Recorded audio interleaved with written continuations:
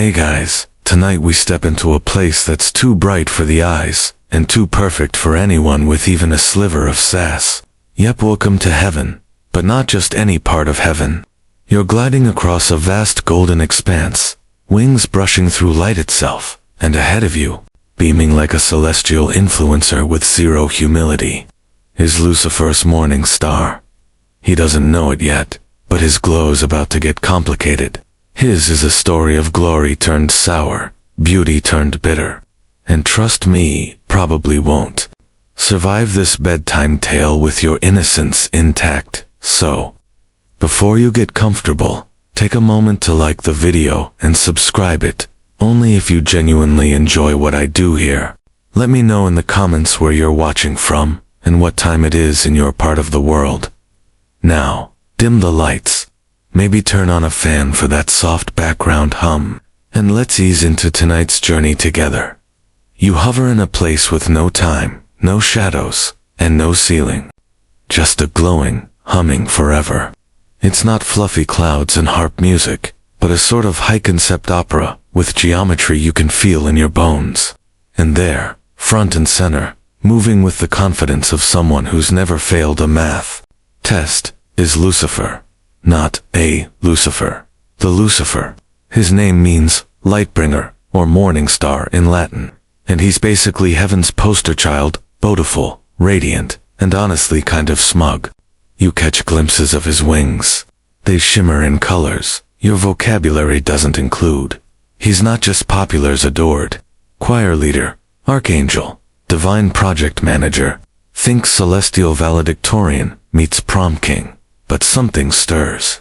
Behind those perfect eyes, a spark. Maybe curiosity, maybe ego, maybe a little of both.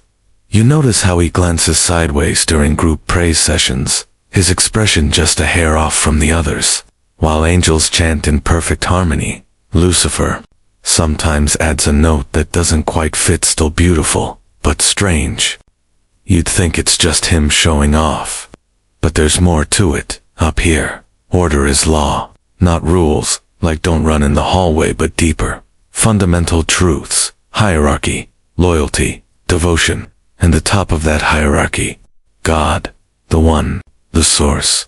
And God's light flows through Lucifer like moonlight on a silver lake, at least, for now. But here's the twist. Light doesn't always obey. Sometimes it reflects, sometimes it refracts. Sometimes it blinds. Lucifer starts to wonder, if he shines this brightly, if his voice is this powerful, is it really just God's light? Or is there something of his own in it?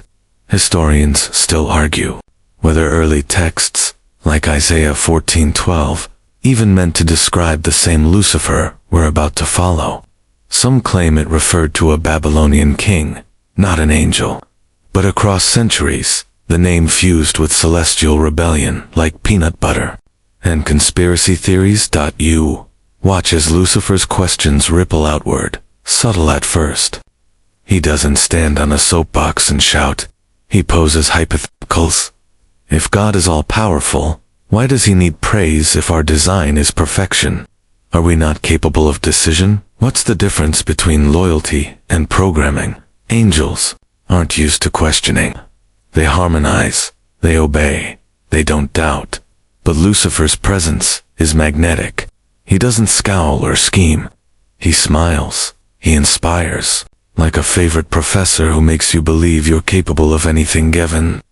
The unthinkable. You catch moments that feel innocent, but carry weight. A look he shares with another angel, Michael, just a flicker of disagreement. A paused breath before responding, Amen. He's not rebellious yet, but he's thinking in directions most don't dare. The first historical record we might loosely link to this fall is from ancient Sumerian and Canaanite mythos, where gods like Hallel and Shahar were associated with the morning star, rising in glory but never reaching the top. The idea of prideful ascent, doomed to fail, has deeper roots than Sunday school. And now you're starting to notice something else. Lucifer begins spending time alone, not sulking but meditating, strategizing, maybe even dreaming. When other angels gather in joy, He sometimes withdraws. He watches. He listens. You trail behind him one shimmering afternoon, if you can call it afternoon, in a place where time is more like a gentle exhale than a ticking clock. He wanders near the edge of the Empyrean fields, gazing at creation. The stars beyond twinkle like ideas not yet spoken, and you hear him murmur, "There must be more." He's not angry, not yet, but ambition coils around his soul like ivy on marble. Slow, beautiful, destructive. One fringe interpretation defining, not mainstream sagists, that Lucifer's real sin was creativity, that he was the only one who wanted to make something new, beyond what God had decreed. In that view, his fall wasn't rebellion, it was misunderstood innovation. Kind of like the angelic version of being expelled for drawing on your desk, except your desk is reality. Back in the golden halls, you can feel the tension starting to thrum like an out-of-tune harpstring. Other angels sense it too.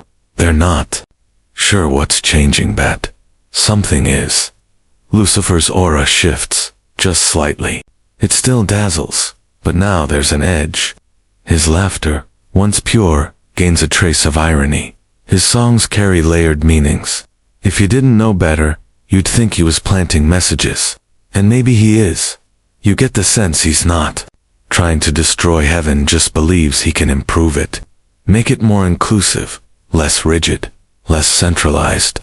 He's like that guy at work who's convinced the boss is overrated and starts hosting lunch meets about collaborative leadership models, a mainstream historical fact you'd probably miss without digging. The name Lucifer only appears once in the King James Bible, and it's not even in reference to Satan. In context, it's Isaiah mocking a Babylonian king.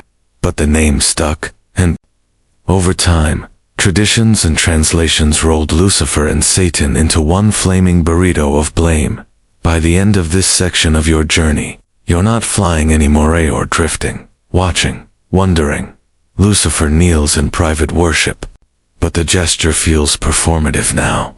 He's already somewhere else in his mind, charting paths through the stars, considering structures beyond thrones, dominions, and seraphim. What if angels weren't just servants? What if they could choose? He opens his wings, alone on a crystal bridge, and whispers something you can't help it. It chills you, and far off, past even the most radiant veil of heaven, something responds. You're still safe for now, but the stage is set, and the morning star is no longer just rising. He's tilting. You're still hovering in the glow of heaven, but it feels a bit off now, like a dream where everything looks perfect, but the colors are a touch too sharp and someone's humming a tune in a minor key. Lucifer hasn't fallen yet, not in the fire and brimstone way, but something inside him definitely has. He walks the halls like he's solving a puzzle no one else knows exists. His on-sepia devotion now drips with something thicker, curiosity, laced with unrest. You stick close, watching his movements like a shadow with front-row seats to a slow-burning celestial drama. Lucifer, in case you forgot, is still beloved. He's the conductor of heaven's greatest choir, and when he lifts his voice, even the thrones pause to listen. He has a voice that can make time cry. You join the congregation, seraph glowing, cherubim floating in geometric formation, light cascading like music, and when Lucifer sings, it's breathtaking. But today, he changes a note. Just one dot, it bends the harmony ever so slightly. No one reacts at first, but then, one angel stumbles mid-phrase, another glances around, a ripple spreads. It still sounds divine, but not the divine they expected. Lucifer's smile, as he finishes, is subtle, almost smug, and when the archangel Raphael gives him a cautious nod afterward, it's not approval, it's a warning. The questions keep coming. Not aloud, not yet, just in tone, in glance, in presence. Why must we always face one direction? Why shouldn't we explore the far corners of creation without command? Why does praise need to be orchestrated? You trail him again, through the garden of lights, a space of endless reflection, pools and whispering winds. He meets with smaller groups of angels now, not to recruit, but to muse, to wonder, to make others scansider, and some do. Not the highest orders, no.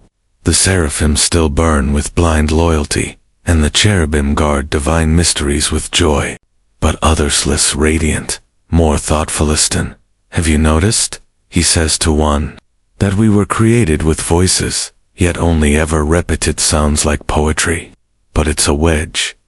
Historians still argue whether Lucifer's pride was rooted in his beauty, his intelligence, or his status. Some say it was simply his refusal to accept humanity's creation as worthy.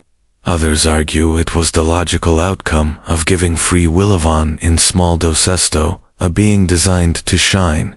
A fringe theory, not taught in many seminaries, suggests Lucifer's rebellion wasn't personal, it was part of a divine experiment, that God wanted contrast.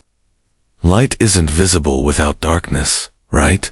In that view, Lucifer didn't go rogue, he played his part too well.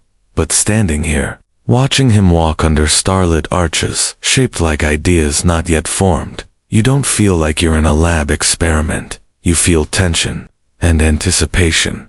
Lucifer sits beside a flowing stream of liquid stardust and speaks softly to a young angel named Samuel. You can't hear all the words, but the tone is intimate, persuasive, not unlike a university lecture mixed with a TED Talk and just a hint of cult startup energy. And Samuel listens, not in fear, but fascination. You've probably felt this before. Someone you admire begins to say things that poke at accepted truth. It's thrilling, dangerous, intoxicating. Lucifer isn't shouting rebellion. He's whispering alternatives. At this point, he still performs his duties. He sings, he guards, he praises. But it's mechanical now. Like watching someone go through the motions of smiling without the warmth behind it. Heaven's structure is ancient, older than atoms. Angels don't rise through merit or passion. They are what they were made to be. Thrones throne, dominions dominate, virtues. You get the idea. But Lucifer somehow has begun becoming. He changes, questions reshape him, and that's what makes him terrifying. One afternoon, if we can call it that, you watch as he strolls along the edge of the 10th heaven, the threshold between pure divinity and the constructed cosmos. He watches universes being spun like sugar, nebulae still, sticky with creation, and he mutters, "We are taught to admire, never to build." That thought seems to stick with him, and the next thing you know, he starts experimenting in private corners of creation. Beyond heaven's eye, he begins shaping things. Nothing big, a pattern here, a tone there. Tiny acts of creation, not rebellion yet bait artistry. Angels aren't meant to make things. That's a privilege of the Most High. But Lucifer can't resist. He sings a new chord and shapes a swirl of light into a spiral. It disappears before long, but you sense something profound. He wants more than worship. He wants agency. And then comes the shift. At one point, a group of angels discover one of his private compositions, an orbiting structure made of silence and color. They're mesmerized. But when they report it, not in malice, but curiosity, the ripple reaches the higher realms. Michael is the first to confront him. They were close once. Brothers. In a way heaven defines brotherhood. Equals, though different. Michael is duty. Lucifer is passion. Together they were balance. Until now. Their meeting is quiet. You're there, watching from the shadow of a thought, as Michael approaches. On the bridge of breath, the space ripples with tension. You question the source, Michael says. Lucifer tilts his head. I question nothing. I wonder. Michael frowns. That's not our place. Perhaps, Lucifer says. That's the problem. And in that moment, a schism of persnet, yet action, but philosophy. And philosophy, when you're built from light, is a dangerous thing. A mainstream historical fact. In Milton's Paradise Lost, Lucifer famously says, "Better to reign in hell than serve in heaven." That line never appears in scripture, but it solidified the idea of Lucifer as proud and self-willed classic Renaissance rebel energy. In your current view, Lucifer hasn't said anything quite so dramatic, but he's clearly thinking it. Later, alone in his spire of light, Lucifer looks into the well of reflection, basically, heaven's mirror of truth for a flicker. You see it, a version of himself with eyes of fire and wings scorched black. He flinches, and then smiles. That version isn't yet real, but it's coming. Slowly, another fringe idea from Kabbalistic lore suggests that Lucifer and the angel, Metatron, were once connected. That both were aspects of divine intellect turned inward, the other outward. And that Lucifer's fall was a split not just from heaven, but from himself. You feel that here. That something is tearing, not in anger, but in identity. Lucifer's meetings become more frequent. His circle widens. Not a cult, not a rebellion yet, but a movement. Angels begin trying out their own harmonies, sketching ideas, wondering that powers begin to notice. Divine order doesn't allow for improvisation, creativity that isn't sanctioned. That's not expression, it's error. An error must be corrected. The first time a correction occurs, it's subtle. One of Lucifer's closest companions, Remiel, is reassigned to the choir of constant praise, basically celestial noise-canceling duty. It's not a punishment, not officially, but it's exile by silence. Lucifer notices. You see the flicker of fury in his aura, the barely suppressed tension. But he says nothing. Not yet. Instead, he begins composing something vast, a song that could reshape reality. His wings grow darker net in color, but in tone, still beautiful, still radiant. But now there's weight in every movement. He still walks among the faithful, still sings, but something is gathering behind his eyes. You feel it, like a storm where all the clouds are smiling. You've been with him through the doubt, the spark, the whispers. Now, you stand beside him at the edge of heaven's perfect order, where questions ferment into belief, and belief becomes action. Lucifer stares into the dark just beyond the light, and you hear him say, "I was made to praise. But perhaps I was made for more." Lucifer stands taller now. His wings unfurl like silk banners in slow motion, not just symbols of his beauty, but of something new, confidence backed by conviction. You follow closely as he glides through heaven's inner circles, not lurking in shadows but moving openly, like someone who knows the rules and is starting to edit them. This is where the script flips. You're no longer watching a gifted angel with a few existential questions. You're walking beside a revolutionary, a visionary, or depending on who's telling the story, a traitor with delusions of grandeur. Lucifer's ambition has crystallized. His unseen innocent questions now have answers. He's written, underlined, and maybe even spray-painted in the margins of heaven's law. And as you float beside him down a corridor woven from solid light, he whispers something new. We were made to serve. But who decided service is all we're good for? He's no longer recruiting in corners. He holds open salons, debates, angelic TED Talks. If you didn't know better, you'd think he was running a campaign. His charm, off the charts. His logic, seductive. His followers, growing. One angel, Azazel, leans in during a hushed meeting and says, "You speak like you've seen beyond the veil." Lucifer just smiles. He has. And the veil isn't just thin, now it's tearing. A mainstream historical fact here. In the book of Enoch, a non-canonical but widely studied Jewish text, a group of angels called the Watchers descend to earth and defy heaven. Some traditions link them Lucilido, the fallout from Lucifer's rebellion. Others see them as a separate disaster. But one thing's clear. Defying divine order is a recurring heavenly hobby. In your time beside Lucifer, you begin noticing something else. It's not just a political movement, it's emotional. There's longing in him, a yearning to be seen, not as a reflection of God, but as something's a mean you. Even his followers pick up on it. We're not breaking away, one says. We're breaking open. Still, resistance brews. The Archangel Michael begins counter-meeting skewed, composed, his version of damage control. There is no better way, he tells a group, only his way, and suddenly, sides form. Lucifer doesn't declare war, he doesn't have to. The divide is happening organically. You feel it in glances, pauses, missed notes in songs once flawlessly in sync. Heaven doesn't have laws for this. No precedent. No protocol for ambition. Lucifer starts to dream bigger.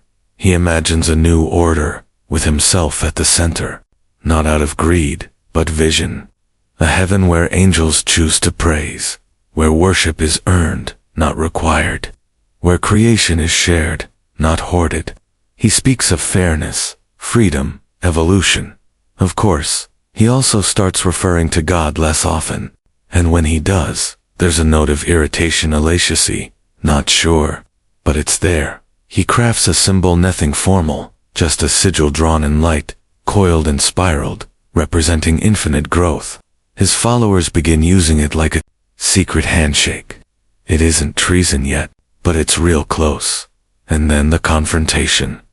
You're hovering near the Hall of Resonance, where the highest angels gather for moments of clarity and judgment. Michael and Lucifer stand across from each other. No weapons, just words. Lucifer speaks first. Is loyalty love? If it's not chosen, Michael doesn't flinch. Is defiance strength if it's built on pride? Lucifer leans in. You mistake clarity for arrogance, and you mistake rebellion for wisdom. Michael replies, quieter now. They lock eyes, and for a moment, time seems to tighten. Even the stars above seem to dim, and then Lucifer walks away. But he's not defeated. He's resolved. Historians still argue whether the actual moment of rebellion was a single event, or a long, smoldering build. Was it a speech? A song? A cosmic Facebook status update gone wrong? No one knows. But what happens next is undeniable. Lucifer begins organizing, not secretly apparently. His followers call themselves the Awakened. They create new harmonics, alternative lit. They stop attending the central praise cycles. That's when the powers respond. Heaven's security details stoic, expressionless being monitoring the Awakened, interrupting their gatherings, disbanding their songs mid-chord. You see one moment, cold and sharp, where an angel named Armaros is forcibly reassigned to the vaults of silence. Lucifer is furious. He starts appearing less radiant, not dimmer, but darker, more contrast. His beauty intensifies, but now there's a danger in it. You feel it even in his footsteps, like velvet with razors woven in. A fringe belief, found in some early Christian Gnostic writings, posits that Lucifer's fall wasn't a punishment, it was a gift. That he was the only being brave enough to accept the burden of divine opposition, to give humanity the gift of choice through his own damnation. Watching him now, pacing in a chamber of glass and breath, you wonder, does he believe that too? One night again, using the term loosely, Lucifer gathers his closest. You're there, seated near the edge of the discussion, but close enough to feel the energy. He lays it out. They will rise. Not to destroy heaven, but to demand a new truth. Reformation. A reckoning. And they will do it soon. Let the source see us fully, he says. Let him choose what to do with that clarity. They cheer not wildly, but solemnly. A shared breath before a storm, you glide through heaven in the hours before it all breaks, and it feels different, like the air is holding its breath, like even the architecture is bracing for impact. You catch whispers, angels packing away memories, others sharpening resolve, friendships fracturing, light flickering at the edges. You come upon a lone angel, seated by the pool of origins. He sighs and says to no one in particular, "I just wanted to sing." You look up and there's Lucifer, cloaked in his own shadow, luminous and terrible. Not ugly, never that, but changed. Like a statue learning to bleed. He doesn't ask for permission anymore. He gives commands. He lays plans. And though he still believes he's right, something new simmers underneath. Resentment. He feels betrayed. He never wanted war, but he's willing to wage it. And deep inside, you see the ember of a new idea flickering. If God will not share the throne, perhaps it should be taken. You don't float through heaven anymore, you navigate it. It feels like threading a maze built of crystal and tension, where every hallway gleams too brightly and the quiet is just a little too quiet. Something's shifting in the architecture itself, as if the foundations of eternity are holding their breath. Lucifer's movement has grown legs, wings, actually, big ones. He doesn't need to whisper in corners now. He walks openly, followers in tow, glowing like a falling star that still believes. It's rising, and you're caught in the wake, watching as heaven becomes less like paradise and more like a chessboard dome, where both sides think they're the king. Lucifer calls his meetings congresses, and they're less like secret cabals, and more like cosmic salons. Ideas are exchanged. New songs are written discordant, dangerous, mesmerizing. Angels who once only echoed divine will now speak in poetry. They don't talk about defying God. They talk about evolving beyond him, and yet, you feel it. The rebellion is no longer philosophical, it's logistical. Lucifer starts assigning roles. Samael, his trusted confidant, becomes a sort of strategist. Azazel handles outreach, mostly recruiting. Angels who are on the fence. Even Bezalel, known for his quiet devotion, is now drafting battle songs. They're not calling it a war. But come on, you're there when they first say the word host, not the host of heaven, their own host, their army. Heaven's walls don't have cracks, but now they echo. And the archangels, they aren't sitting still. Michael has activated the higher orders, the dominions, the virtues, and when things get especially tensy, seraphim. These guys don't play. The dominions oversee structure. The virtues channel divine energy. And the seraphim, well, imagine 6-winged firestorms who never blink. Friendly, if you're on the guest list. Michael doesn't rally with emotion. He doesn't match Lucifer's charisma. He rallies with silence, presence, and one very clear rule. God does not change. You watch a meeting of the Celestial Counselor group, so elite, they usually only gather during cosmic births, or serious, divine drama. Guess which one this is? Uriel speaks first. Lucifer must be stopped, before thought becomes action. Raphael hesitates. Or do we try to reach him? Perhaps he seeks not war, but understanding. Michael shakes his head. He no longer seeks understanding. He seeks dominion. Back in Lucifer's camp, they're building momentum. You're hovering beside a vast celestial amphitheater, where hundreds, maybe thousands of angels gather. Lucifer stands in the center, wrapped in flowing light that's started to carry a reddish hue. It's not blood, not yet, but it feels like a warning. His voice is calm, controlled. We were made beautiful, yes, he says. But beauty was not meant for servitude. The crowd murmurs. He continues. We are told we are perfect. Then why are we not trusted? Now they're nodding. We are told to praise him. I ask, who praises us? There it is, and the applauses. Actual applauses through the amphitheater like lightning. A mainstream historical fact. Early church fathers like Origen and Tertullian debated whether angels even had free will. Some said no. Others argued that Lucifer had to foul their wise. How could righteousness mean anything at all? The debate is still ongoing, by the way. Theologians sip espresso and argue about it to this day. Back in your front row seat to celestial rebellion, things escalate. Lucifer no longer refers to God as the source or the one. He starts calling him the tyrant, at first, in private, then publicly, then insistently. You're there when the first angel is punished, not by God, by Lucifer. She hesitates to join an resonant effort to reroute the energy flow of a praise conduit. She calls it a step too far. Lucifer listens, then removes her from command. No anger, just ice. The chill starts to spread. His movement becomes a machine, efficient, strategic, cold. And here's a fringe tidbit you'll love.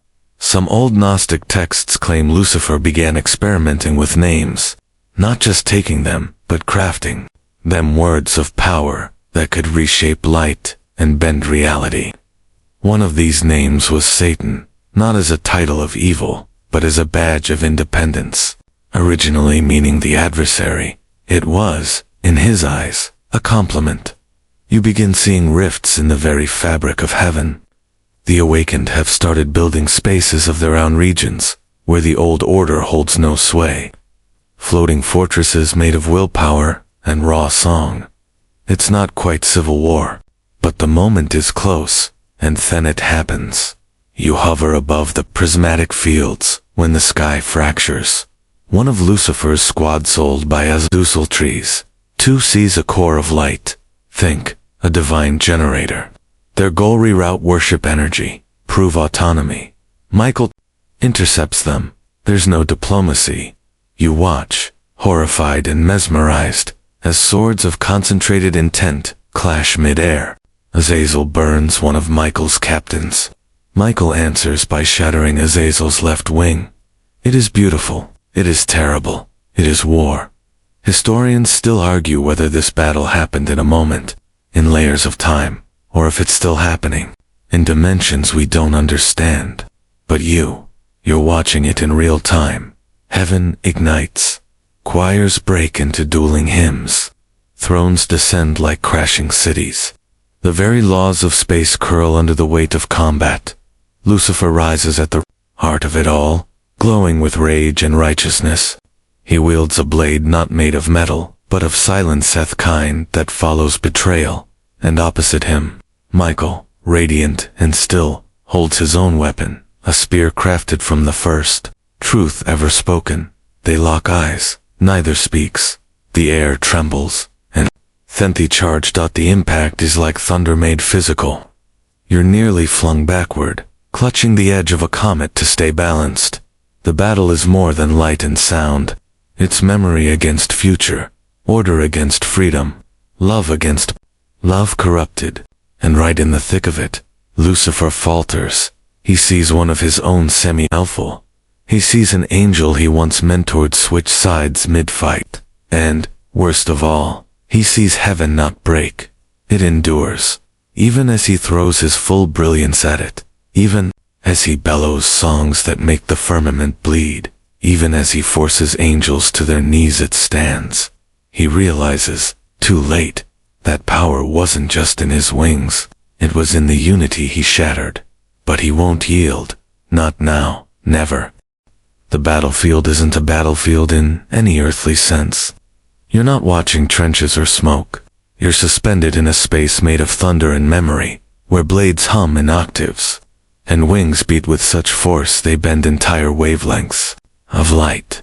It's all too much, too vast, too loud, too sacred, and yet here you are, drifting through the heart of heaven's civil war. Lucifer is everywhere, or at least, that's how it feels. He darts through the chaos, not with panic, but purpose. He doesn't lead from behind, leads.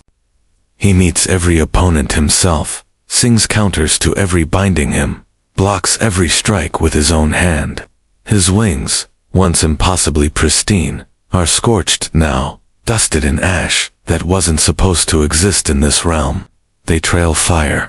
They scream with every beat.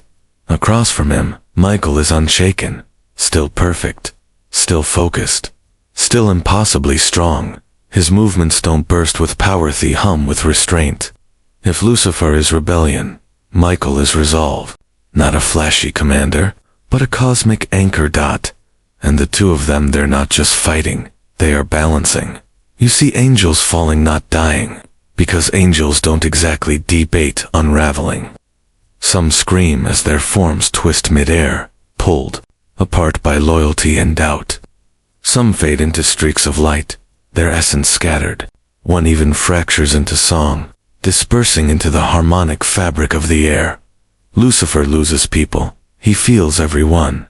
You see it in how he pauses just for a breath when Samael is cut down by 3 seraphim in synchronized precision. Samael had followed him from the first whisper.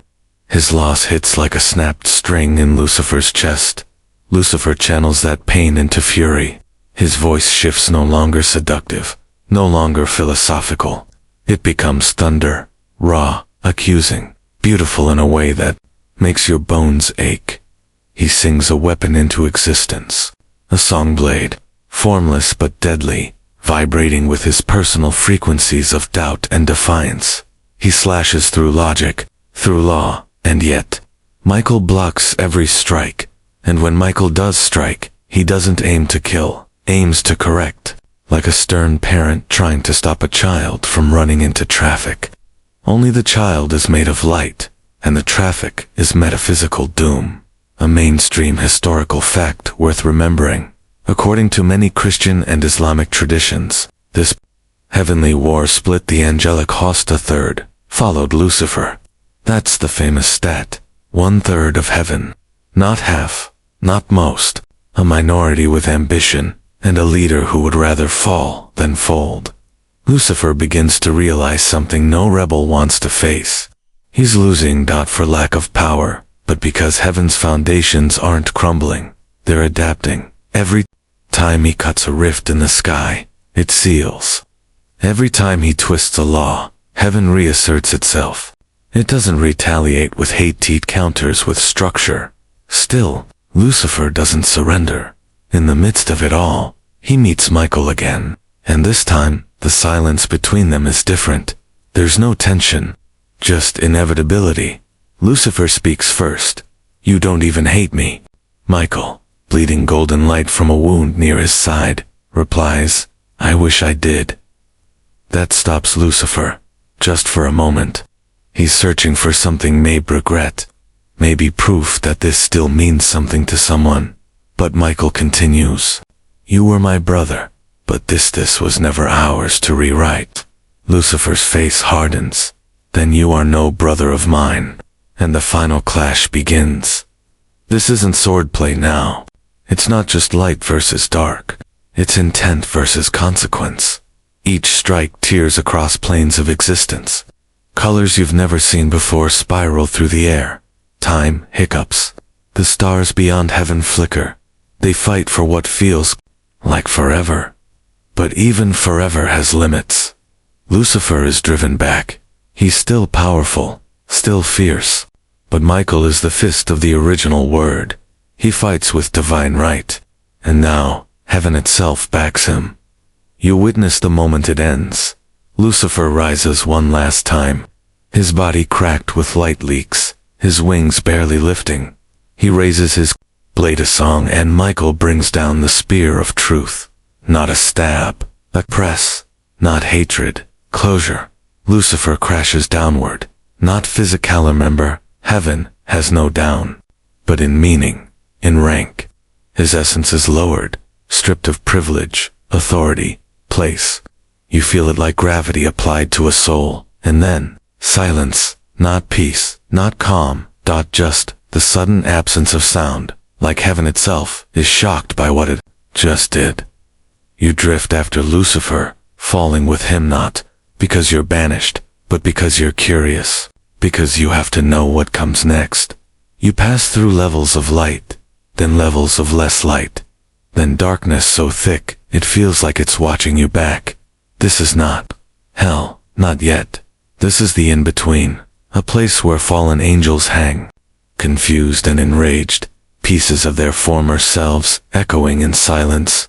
Some cling to pride, others to sorrow. One tries to keep singing, but the sound dissolves. Lucifer floats, motionless, not unconscious, just processing. Eventually, the decree comes. from above, from him. You don't hear it in words. You feel it in law. You are cast out. Lucifer's form changes as the ruling lands. His glory dims, not extinguished but altered, reflected inward now, dense, heavy. His eyes glow red-knit as a costume choice, but as consequence, wings. Still there, but different. Their feathers curl into shadow. Their light becomes hunger. He looks downer. What counts as down and whispers, so be it. A fringe interpretation among medieval mystics claims that Lucifer didn't fall once, but 7 times each, descent marking a stage in the corruption of his divine nature. You wonder, watching him now, if this is the first or the last dot, and then he plummets. Not falling through space, falling through purpose. He becomes the first thing not assigned a place in creation, so he makes one. You chase his light into a void, and as it fades, you see the birth of something terrible and grand, a realm carved from what heaven rejected, a place not found, but forged. Lucifer, still burning, crashes into nothing and leaves a crater of existence, hell. You tumble after him through layers of unbeing, light spiraling around you like memory turning sour. There's no up or down here, nowhere, just motion and weight and that terrifying magnetic presence of Lucifer, now no longer light, but something darker. This isn't fire and pitchforks yet. You're not in cartoon hell. You're in the raw wound of exile. He doesn't scream as he falls, listens to the tearing of what was once his place in the song of eternity. You feel it too, the silence where his harmony used to sit. That silence aches when he finally stops falling. It isn't with a crash, it's with a decision. You float above a vast, formless expanse. No texture, no light, just a kind of existential molasses stick with anger, disappointment, and the echo of better days. This is where Lucifer lands. He doesn't weep, he doesn't beg. He stands, and he names the space around him. Hell. Not out of self-pity, not as a punishment, as a statement. Because if heaven would not share its throne, then this absence would become a throne of its own. The act of naming changes everything, like a light switch in a windowless room. The formless void begins to warp. Reality crinkles around Lucifer like a napkin set on fire. The very laws of place begin to bend. He begins to build net with hands, but with will. The first thing he forms is ground, something beneath his feet. It's not soil or rock, not really, more like compacted memory, discarded truths and rejected ideas. That's the real foundation of hell.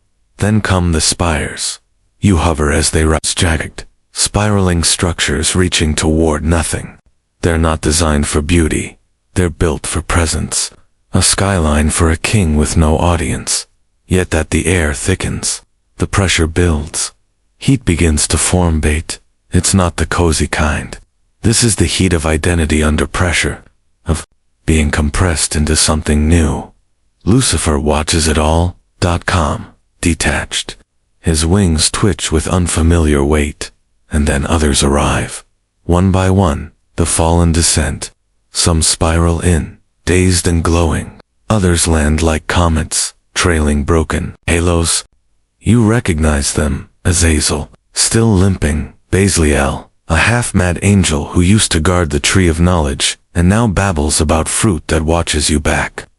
They gather around Lucifer, looking for guidance, and he delivers no speech, no rallying cry. He simply stands taller than them, and they understand, a mainstream historical fact. In Paradise Lost, Milton imagines hell being created by the fall itself, that the force of the rebel angels crashing out of heaven made the space like their sheer wrongness warped existence. What you're witnessing, pretty close. Lucifer walks the barren land. You follow close behind. He gestures, and rivers form slow lava-like streams of regret and half-formed thought. Not fire, exactly.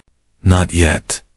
He raises his hand, and a central spire rises, tall, twisted, crowning the center of this cursed geography. His palace. It doesn't look regal, it looks earned, carved from suffering and brilliance. His throne is made from what looks like bone, but it pulses like memory. Not human bones, angelic ones. Still humming with their former grace. He doesn't sit right away. Instead, he climbs to the highest edge and looks upward through miles of darkness and broken light. He doesn't call out. He just watches. Waiting. A fringe theological tidbit. Some obscure texts say Lucifer never stopped looking up toward heaven.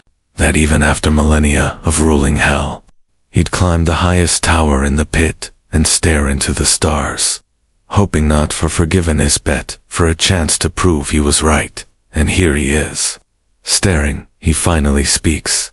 They didn't cast me down. Pause. They elevated my purpose. It's not a tantrum, not denial. It's branding. He is rewriting the narrative live, soon. The fallen angels begin asking what's next. Lucifer names them anew. No longer angels, now demons. Not as an insult, as a rebrand. You are no less, he says. You are simply free. He begins assigning roles. Azazel, wounded but loyal, becomes the forger, crafting weapons, instruments of torment, and temptation. Bez, L, eccentric and unstable, is made archivist. He writes things that haven't happened yet. Documents dreams no one has dreamed. Others begin creating domain zones within hell, realms shaped by their sins, their obsessions. It's not all fire and brimstone. One space is entirely made of mirrors that show what might have been. Another is a carnival of endless false hope. Another a library where the books write you. You pass through each, stunned, awed, a little scared. Lucifer approves them all, but he builds his chamber deep below, a place of silence, of decision, where the air doesn't burn, it hums. This is where he crafts his greatest invention. Structure, he doesn't want. Chaos, he wants order. His order, historians still argue whether Lucifer was inventing evil or simply mirroring heaven in his own image. Was he trying to corrupt the cosmos or to perfect it by force? The debate gets especially spicy when someone brings up the Book of Revelation or the role of Satan in Job. But the through line is always control. Back in hell, the first tortures begin. Not of mortals, those haven't arrived yet, but of selves. Fallen angels test their new limits. They push their pain. They break, rebuild, and redefine their forms. One burns his own name off his essence, becoming a shapeless wraith. Another sews a crown into his skin. It's like celestial punk rock with a whole lot of trauma. And Lucifer, he begins to laugh, not with joy, with understanding. He finally knows what this place is, not prison kingdom. He builds gates net, to keep things out, but to declare dominion. He installs watchers, great beasts of concept and muscle. He hangs a banner that no wind will ever move, inscribed with a phrase in no known language. But you understand it. It means, we are not fallen, we are chosen. A quirky little fact. In the 14th century, some monks believed hell had 7 administrative layers, each ruled by a former angel. This bizarre, bureaucratic vision of the underworld almost made it into official doctrine. Imagine hell with paperwork. Lucifer, of course, would be the CEO. Here, he rules with silence and flame. He listens to the rumblings of earth, far above. He senses the coming of mortals, of flesh, of minds that can choose. And you feel his interest sharpen. He doesn't hate humans. He sees them as opportunity. They can worship or betray. They can choose, and that, to him, is the ultimate vindication. He sits finally on his throne. It creaks, not from weight but from significance. And then her speaks again. Let there be flame. Not in mockery, but as a rival, Genesis, and across the pit, hell ignites. Hell isn't built in a day. You might have thought it was just a fiery pit someone forgot to turn the thermostat down on. But not. This place is handcrafted, layer by flaming layer. You hover above it now, and what once was an empty wound is turning. into something alive, pulsing, territorial. Lucifer paces through the heart of it, like a king inspecting blueprints. He's no longer covered in soot and confusion. He stands straighter now, taller, his wings, still tattered at the edges, but no less commanding. They trail darkness like ink in water, controlled, directed. The ground beneath him shifts and bends to his thought. Volcanoes erupt in harmony with his footsteps.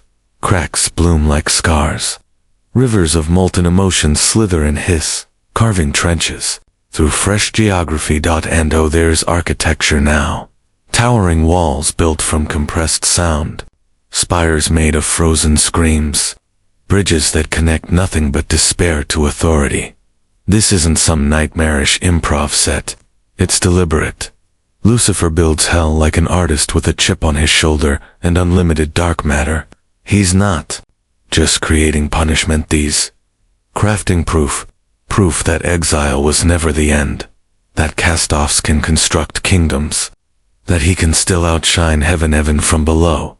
You glide beside him through the obsidian corridors of what's now being called the Palace of Iron Grace.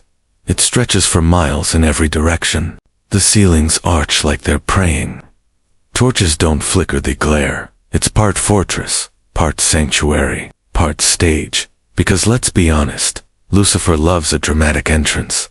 He seats himself at a new throne, this one made not of bone, but of twisted oaths and molten promises. It pulses under him like it knows exactly who sits there, and finally, he speaks. We do not crawl. His voice echoes off the walls, not just literally, but ideologically. It plants itself in the minds of his followers. We do not regret. We reign. Cheers erupt, screeches, hisses, words that sound like fire-spelling poetry. The Demenzis, they've embraced the term no-beggin, reshaping their domains. One turns his realm into a labyrinth of mirrors that show your worst possible self. Another floods hers with laughter that never stops until it does, and the silence drives intruders mad. Lucifer doesn't micromanage. He delegates, because he has other things on his mind. He walks alone now, through a chamber so dark it's practically a rumor. The chamber of becoming. That's what they call it. No light, no echoes, just thought. Here's where things get real spicy. Some fringe occult traditions claim Lucifer meditated after his fallnet to seek forgiveness, but to evolve. That he spent centuries sitting in silence, forming not plans, but philosophies. That's what you're witnessing now. He's not licking his wounds. He's clarifying his future. One demon interrupts him newly, fallen, confused, disoriented. She calls out, "What do we do now?" Lucifer doesn't open his eyes. He just says, "Build." And they do. The hierarchy of hell begins to form not out of bureaucracy, but necessity. Because even fallen angels don't want chaos. They want purpose, position, structure. And Lucifer, he gets that. He divides his realm into levels, not Dante's 9 circles yet, but realms of despair, of fury, of pride, not punishments. Categories. Eventually they'll be tailor-fit for human souls. But for now, it's about identity. And speaking of humans, Lucifer feels them coming. He senses earth-forming dust, breath, curiosity. He watches from his deepest tower as humanity yawns into existence, still shiny and soft. The garden, far above, glows like a screensaver. Serpents curl in branches. Fruit gleams with secrets. And Lucifer is fascinated, but he doesn't act. Not yet. He waits. Down here, his palace gets upgrades. A moat forms not of water, but time. If you try to cross it, you relive your worst mistake on loop. Fancy that? Gargoyles with glowing runes perch on ledges, whispering strategies when no one's listening. A bridge appears overnight, made of fused shadows, not willed into place. A mainstream historical fact. Some early Christian thinkers, like Augustine, believed Lucifer created nothing, that he could only twist what already was. But what you're seeing here, creation through subversion, It's like building a mansion out of rejected blueprints. And then there's the crown. He doesn't forge it himself, becomes it. You're there when it happens. He walks into a room shaped like a heartbeat. His demons wait outside. He kneels before a pit of pure consequence. And from it, not fire but understanding rises. It wraps around his head, not a wreath of gold. Something darker, something smarter. You'd swear the crown is thinking. It doesn't glitter, it glowers, a crown of ash, held together by pride and memory. Every point on it marks a betrayal, given or received. Lucifer stands, and hell recognizes him. A fringe theory from ancient Syrian texts claims the reason Lucifer never tries to reclaim heaven directly is because deep down, he knows he was made for this. That hell didn't just happen to him, it fit him. Like a glove made from his own shadow. Looking at him now, you believe it. He doesn't just rule, he owns it. Demons bone it, because they must, but because they want to. Lucifer's charisma has evolved into sovereignty. You see him inspecting the great gate at the edge of his realm. It's still open. A faint thread connects it to heaven. He runs one finger along the frame, and then he seals it, not locked, closed, not with bitterness, with finality. And that single act reshapes hell. It folds in on itself slightly, shrinks, condenses, becomes real and above. Heaven takes note. They won't interfere, but they're watching. Back in the palace, Lucifer holds his new court. The first council, not a family, not a democracy, a syndicate of visionaries, fallen thinkers, exiles with teeth. They ask, what is our future? And Lucifer replies, we are not the ending. Pause. We are the mirror. You're not floating anymore. You're being escorted. The deeper into hell you go, the more it develops a sense of etiquette. Not politeness. Mind you, just protocol. There are paths you walk, sounds you don't mimic, and glances you absolutely don't return unless you want to spend eternity as a mural on someone's ceiling. Lucifer's palace rises behind you like a memory you're trying to forget, but can't stop thinking about. Its architecture has stabilized ill, a swirling collage of obsidian, sorrow, and divine sarcasm, but now sharpened into a shape, the shape of order, and at the center, seated not lazily, not regally, but with calculated precision, is Lucifer, crown of ash, robes like moving smoke, eyes like the last flicker of a dying star. This is not the Lucifer who fell. This is the king, you see. He's done playing startup and front. No more field building or vision boarding new scenes. He's done creating. Now comes ruling.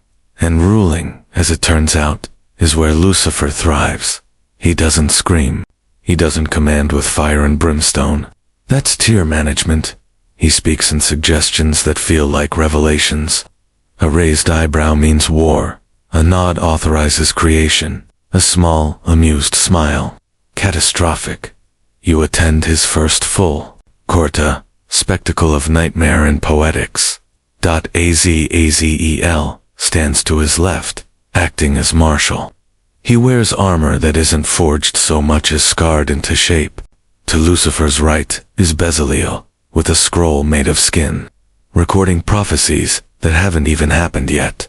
The throne itself, it doesn't sit still. It pulses, grows, shrinks.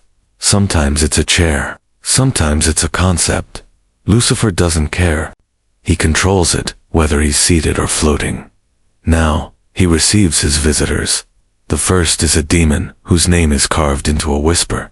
He kneels and offers a soul, the first human to pass into hell. It's an accident, technically. Early Earth mistake. A mix-up in cosmic HR. Lucifer accepts it anyway. The room stills. He holds the soul like it's a newborn firefly. And then he smiles. A new game begins. You lean in. This part's juicy. Lucifer designs punishment, but not cruelly, not randomly, not like some mustached-whirling villain with a lava fetish. He designs it like art. He studies the soul, reads its regrets, like sheet music, and then, using his own will, carves a prison knot of iron, but self. This human isn't chained or burned. They're placed in a looping hall of mirrors, each reflection slightly more noble than the last, just enough to make them ache, to wonder who they could have been. And Lucifer, he just watches. One demon whispers, "Is this justice?" Lucifer replies, "This is truth. Seen too late." That's the tone from now on. Not just flame and screams, but poetic irony, a mainstream historical fact. In early Christianity, hell was not initially imagined as a place of eternal torture. That came later, particularly with the influence of medieval thinkers and, of course, Dante. In many original ideas, hell was just separation from God. Lucifer, he took that idea and said, "Okay, fine, let's do separation, but make it compelling." Back in court, the stream of demons continues. Some request domains. Lucifer grants them, but only if they can define purpose. "Why torment?" he asks one. "To amuse," it replies, denied. "Why torment?" he asks another. "To correct what cannot be corrected." He nods, approved. You walk with him later, through the developing circles. He's touring like a real estate developer, who also happens to be a fallen deity. Each zone reflects a vice boat, also a lesson. Lust becomes not indulgence, but absence. Greed becomes isolation, with infinite gold that disintegrates upon touch. And pride, oh, pride is the crown jewel. A vast empty field, where those who thought themselves gods are left alone, completely alone, with only echoes that repeat their last words, forever. Lucifer walks these spaces silently. He tweaks little details, a whisper here, a gravity shift there. He doesn't revel in it. He curates it. One demon tries to innovate a punishment, a boiling lake, where souls scream their sins backward. Lucifer raises one eyebrow. Crude, he says. Try again, but not everything is discipline. Some rooms in his palace are quiet, unlit, peaceful, almost. You ask about them, but no one answers. Some say those are for the angels who almost fell, a kind of eternal waiting room for might have been. Fringe tidbit. One medieval heresy claimed that Lucifer kept a library of every soul he'd ever tempted, bound in their own skin, each page a different decision point. It was said to be located in a chamber where time reversed.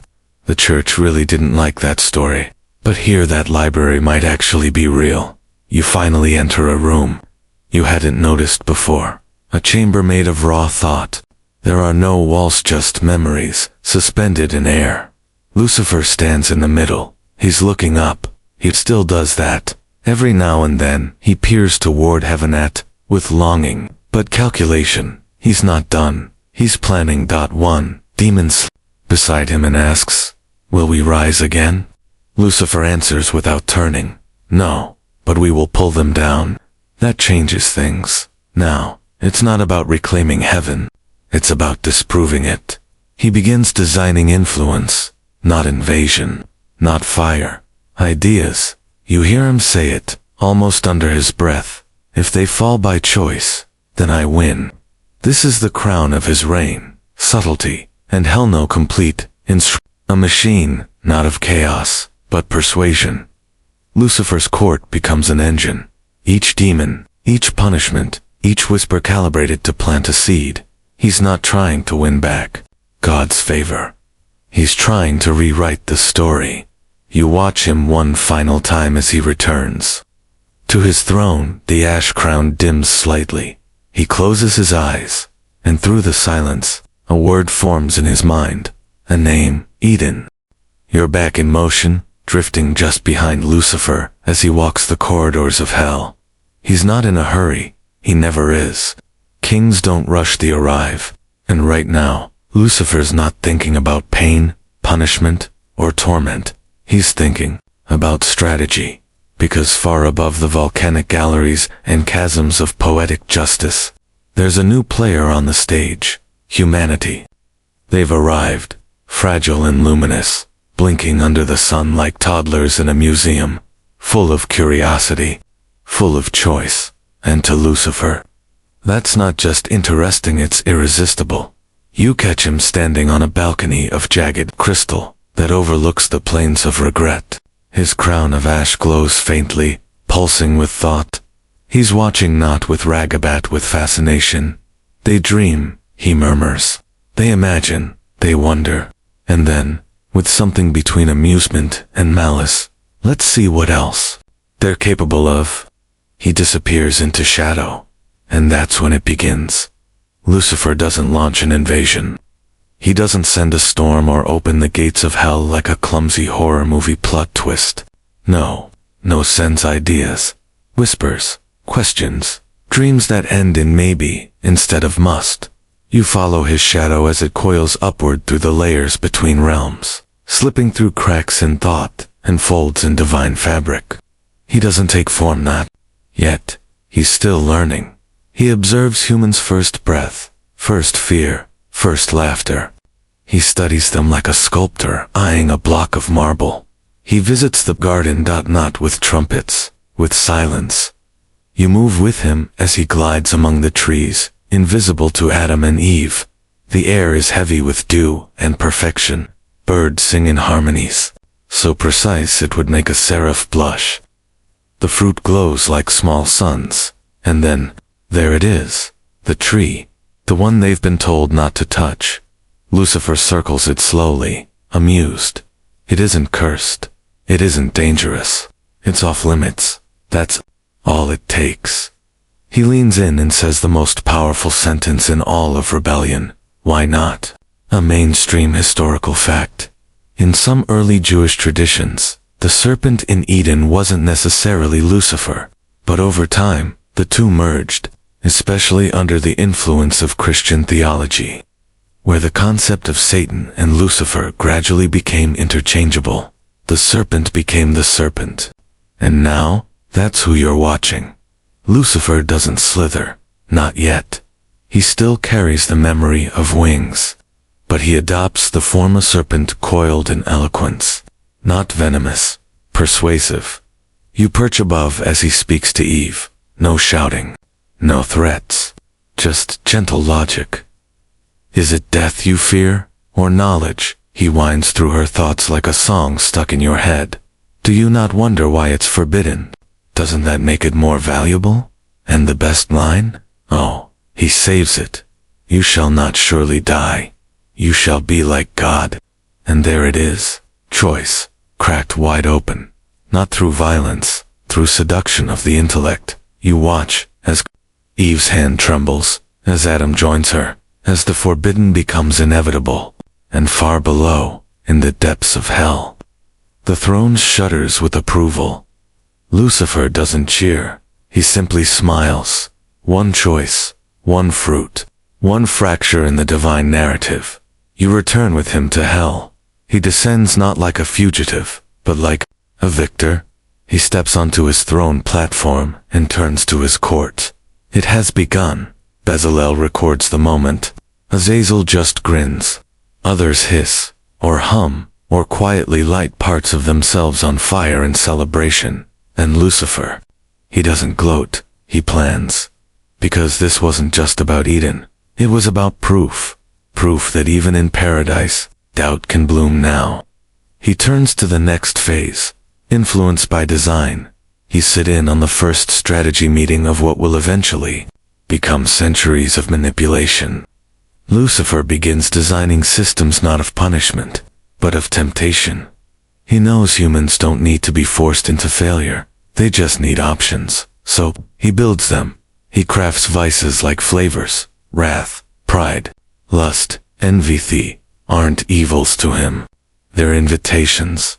A fringe belief from Renaissance-era demonologists held that Lucifer wasn't a tempter out of hatred, but out of belief that he considered sin a necessary condition for greatness, a kind of spiritual, no risk, no reward. And listening to him now, that tracks. He sends out the first demons, cloaked in concepts, to explore human hearts. They don't appear with horns, they appear in suggestions. In moments, the hesitation before forgiveness, the pleasure of holding power, the quiet thrill of a secret, Lucifer understands that hell doesn't need to chase humans, it just needs to offer doors, and heaven. For now, it watches, but cracks begin to show. Angels argue. Some wonder why free will was even granted. Others fear Lucifer is proving a point. Meanwhile, back in hell, the court becomes a council of tacticians. They read mortal history like a long, delicious novel. They point to moments that spark change, greed, betrayal, innovation twisted into oppression. Lucifer calls them reflections, not sins, evidence. He watches empires rise and fall. He marvels at how easily pride makes kings forget their limits, how quickly fear turns believers into zealots, and all without lifting a claw.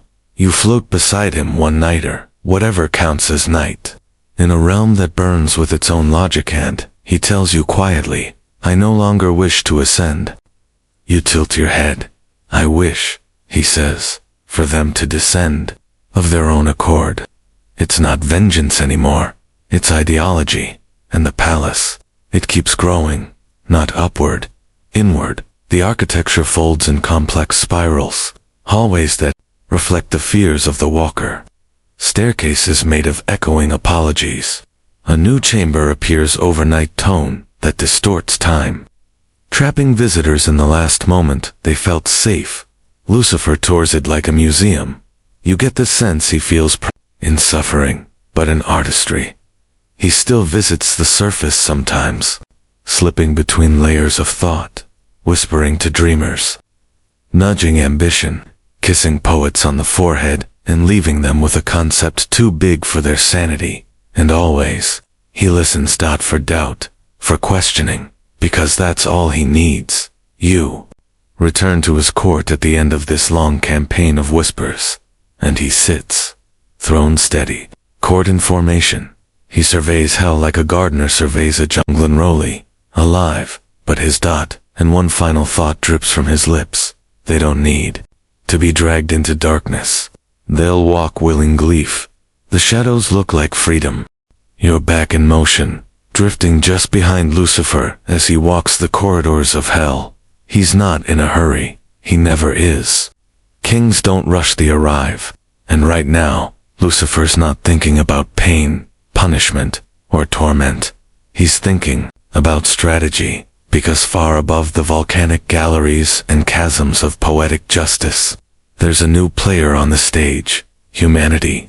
They've arrived, fragile and luminous, blinking under the sun like toddlers in a museum, full of curiosity, full of choice. And to Lucifer that's not just interesting, it's irresistible. You catch him standing on a balcony of jagged crystal that overlooks the plains of regret. His crown of ash glows faintly, pulsing with thought. He's with Ragabot, with fascination. They dream, he murmurs. They imagine. They wonder. And then, with something between amusement and malice, let's see what else they're capable of. He disappears into shadow. And that's when it begins. Lucifer doesn't launch an invasion. He doesn't send a storm or open the gates of hell like a clumsy horror movie plot twist. No sends ideas, whispers, questions, dreams that end in maybe instead of must. You follow his shadow as it coils upward through the layers between realms, slipping through cracks in thought and folds in divine fabric. He doesn't take form, not yet. He's still learning. He observes humans' first breath, first fear, first laughter. He studies them like a sculptor eyeing a block of marble. He visits the garden, not with trumpets, with silence. You move with him as he glides among the trees, invisible to Adam and Eve. The air is heavy with dew and perfection. Birds sing in harmonies, so precise it would make a seraph blush. The fruit glows like small suns, and then, there it is, the tree, the one they've been told not to touch. Lucifer circles it slowly, amused. It isn't cursed. It isn't dangerous. It's off limits. That's all it takes. He leans in and says the most powerful sentence in all of rebellion. Why not? A mainstream historical fact. In some early Jewish traditions, the serpent in Eden wasn't necessarily Lucifer, but over time, the two merged, especially under the influence of Christian theology, where the concept of Satan and Lucifer gradually became interchangeable. The serpent became the serpent. And now, that's who you're watching. Lucifer doesn't slither, not yet. He still carries the memory of wings, but he adopts the form of serpent, coiled in eloquence. Not venomous, persuasive. You perch above as he speaks to Eve. No shouting, no threats, just gentle logic. Is it death you fear, or knowledge? He winds through her thoughts like a song stuck in your head. Do you not wonder why it's forbidden? Doesn't that make it more valuable? And the best line? Oh, he saves it. You shall not surely die, you shall be like God. And there, it is choice, cracked wide open, not through violence, through seduction of the intellect. You watch as Eve's hand trembles, as Adam joins her, as the forbidden becomes inevitable, and far below, in the depths of hell, the throne shudders with approval. Lucifer doesn't cheer, he simply smiles. One choice, one fruit, one fracture in the divine narrative. You return with him to hell. He descends not like a fugitive, but like a victor. He steps onto his throne platform and turns to his court. It has begun. Bezaleel records the moment. Azazel just grins. Others hiss, or hum, or quietly light parts of themselves on fire in celebration. And Lucifer, he doesn't gloat, he plans. Because this wasn't just about Eden, it was about proof. Proof that even in paradise, doubt can bloom now. He turns to the next phase. Influence by design. You sit in on the first strategy meeting of what will eventually become centuries of manipulation. Lucifer begins designing systems not of punishment, but of temptation. He knows humans don't need to be forced into failure, they just need options. So, he builds them. He crafts vices like flavors. Wrath, pride, lust, envy aren't evils to him. They're invitations. A fringe belief from Renaissance era demonologists held that Lucifer wasn't a tempter out of hatred, but out of belief that he considered sin a necessary condition for greatness, a kind of spiritual, no risk, no reward. And listening to him now, that tracks. He sends out the first demons, cloaked in concepts, to explore human hearts. They don't appear with horns, they appear in suggestions, in moments, the hesitation, before forgiveness, the pleasure of holding power, the quiet thrill of a secret. Lucifer understands that hell doesn't need to chase humans, it just needs to offer doors, and heaven, for now, it watches, but cracks begin to show. Angels argue. Some wonder why free will was even granted. Others fear Lucifer is proving a point. Meanwhile, back in hell, the court becomes a council of tacticians. They read mortal history like a long, delicious novel. They point to moments that spark change. Greed, betrayal, innovation twisted into oppression. Lucifer calls them reflections, not sins, evidence. He watches empires rise and fall. He marvels at how easily pride makes kings forget their limits.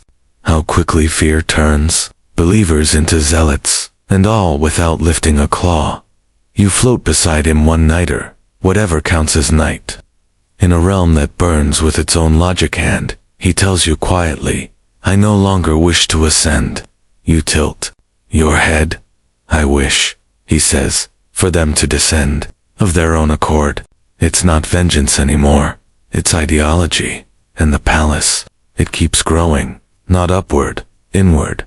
The architecture folds in complex spirals, hallways that reflect the fears of the walker, staircases made of echoing apologies. A new chamber appears, overnight tone, that distorts time, trapping visitors in the last moment they felt safe. Lucifer tours it like a museum.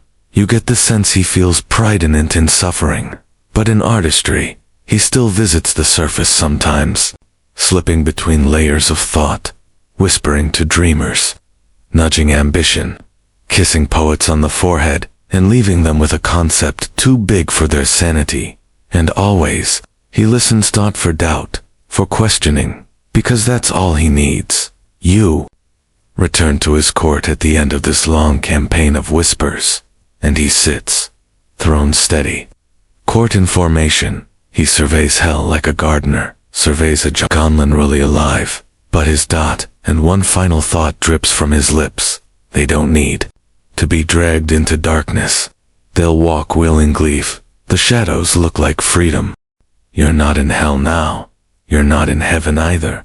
You're drifting through centuries of Earth's imagination-painted ceilings, smoky cathedrals, Bonferellet stories, whispered in fear, because Lucifer, whether you believe in him or not, has gone mainstream.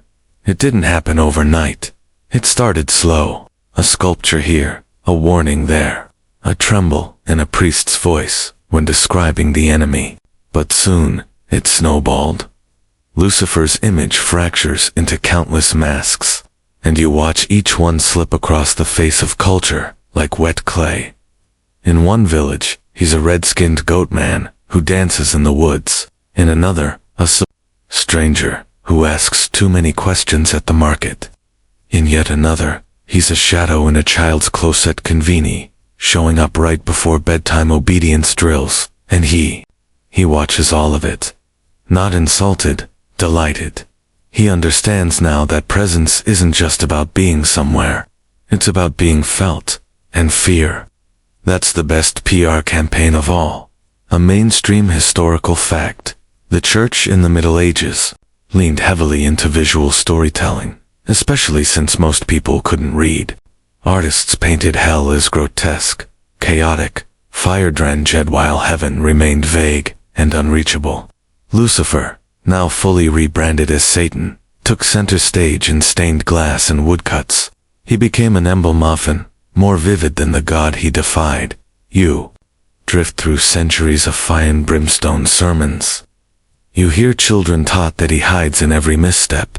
You see inquisitors raise torches in his name, never realizing that he's not behind them. He's watching them. And somewhere in hell, Lucifer shakes his head and says, almost too softly, they've learned nothing. You follow him through new halls of his palace. It has grown again this time, not deeper, but wider. Branches of thought, chambers of myth, entire wings dedicated to how people picture him. Some he finds hilarious, a cloven-footed prankster. Others, grotesque a monster stitched from hate. But some hit too close. There's one room filled with paintings of him before the fall, shimmering, radiant, beloved. He lingers there, rarely records how the legends evolve. The name Lucifer becomes shorthand for rebellion, not just in scripture, but in plays, books, poems, a fringe tidbit in early Renaissance plays. The devil wasn't always a terrifying villain. Sometimes he was the comic relief, outsmarted, mocked, brought low. In medieval morality dramas, Satan often gets tricked into losing souls. The audience laughed, but Lucifer, he saw it as camouflage, because here's the things, not just in churches. Now, he's in stories. The Legend of Faust. That's his business model on full display. You follow him as he observes playwrights conjuring pacts, deals, bargains, each one feeding the narrative that he wants your soul. Truth, he doesn't need it. Just your belief. You pass through the 17th century like smoke, watching witch hunts twist his name into a net. Lucifer is blamed for storms, crops failing, women's knowledge, men's dreams. The devil becomes a scapegoat for anything too hard to explain. Lucifer leans against a burning tree, arms crossed, watching a village execution. He says nothing, but his silence roars. You trail him into the Enlightenment. Now things get interesting. As reason and science bloom, belief starts to bend. Some theologians begin to see Lucifer less as a monster and more as a metaphor for free will, for dangerous curiosity, for the cost of knowledge, and Lucifer. He doesn't flinch, because metaphors they spread faster than doctrine. You drift past Voltaire scribbling provocations, past William Blake, painting Lucifer not as evil bet, as misunderstood. The star that fell, they begin to call him, not cursed, tragic, and in hell. The court debates it. Shall we correct them? One demon asks. Lucifer replies, no, they're doing it for me. You find yourself in a room of statual depictions of him, some horned, some angelic, some wearing modern suits, with briefcases. He walks among them like a curator. Let them argue, he murmurs. Each theory adds another thread, and threads become webs, a mainstream historical fact. In 1667, Milton's Paradise Lost redefined Lucifer for millions. His version wasn't a cartoon villain, was eloquent, wounded, and proud. He gave us the iconic line, better to reign in hell than serve in heaven. That wasn't just a character moment. It was a cultural shift. Lucifer didn't write Paradise Lost, but he loved the reviews. In fact, you see him pacing beside Milton's ghosties. Milton's here too, of course, quietly asking him questions. Not to correct, to admire. You gave them a reason to doubt, Lucifer says, genuinely impressed. Milton shrugs. I just wrote what they already feared. And the devil smiles. Soon, the Enlightenment yields to romanticism, and suddenly, Lucifer isn't a villain anymore. He's an anti-hero, the ultimate outsider, the misunderstood genius, the rebel with a cause. You drift into a poetry reading in 1821, Byron Wilde'd, reading lines about a fallen angel who dared to question, to feel too much. Women sigh, men applaud. No one sees the shadow in the back of the room, nodding slowly. Lucifer doesn't need to seduce anymore. He's being invited. But fame comes with cost, because even as he gains popularity, the fear machine doesn't stop. Artists exaggerate. Preachers double down. Panicked writers claim he's everywhere. Secret societies, forbidden books, upside down anything. He becomes a meme before memes exist. A fringe belief from the 1800s claims that Lucifer hid coded messages in classical symphonies, that if you played certain movements backward, you'd hear him whispering. Spoiler, you won't. But people believed, and belief is currency. Hell's court now includes archivists of misinformation. They collect every tall tale and conspiracy, tagging them like butterflies. Lucifer reads them like bedtime stories. They think I'm on cereal boxes now, he says one evening. Charming. He still walks Earth, now in silken irony. A stranger who offers suggestions, not commands. A voice at the back of your head asking, why are you really doing that? You see him visit a monastery, light a single candle, and leave. No corruption, just a reminder. You pass by graffiti in a subway tunnel that reads, Lucifer understood us better than God ever did.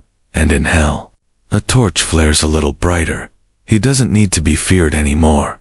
Being known is enough, and in that knowing, he slips deeper into humanity's bones, not as a monster in the shadows, but as the shadow of every beautiful thing gone slightly wrong. There's a shift in the atmosphere now. Less brimstone, more courtroom. Less wailing, more wagering. You're drifting into one of the strangest interludes in Lucifer's long saga, scene so surreal. Even the angels still raise eyebrows over it. We're talking about the time Lucifer went back to heaven, sort of.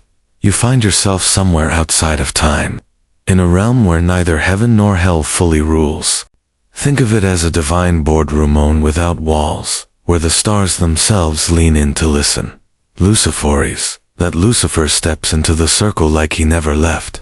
Wings folded neatly, not blazing with wrath, just present, as if he's always had a standing invitation. Opposite him, the heavenly host watches, silently. They don't strike, they don't banish. In this moment, Lucifer isn't a rebel. He's something else, an accuser. That's the title used, Harahasatan, in the old texts. not a name, but a role. The adversary, the prosecutor. Not evil, just inconvenient, unpleasant, necessary. And the accused, a man named Job. You're there when the wager begins. God says Job is righteous. Lucifer, he disagrees. Does he love you? He says, for who you are, for what you give. A simple question, a loaded one. Permission is granted. Job becomes the battlefield. Lucifer doesn't strike with fire or claws. He strips away Job's comforts, his animals, his servants, his children, then his health. It's brutal but methodical. He doesn't act out of spite. He acts out of doubt. Each time Job refuses to curse God, Lucifer watches more intently, not angry, curious, even impressed. You hover as Job sits in ashes, boils blooming across his skin, scraping at himself with a shard of pottery. Lucifer is nearby, not taunting, just observing.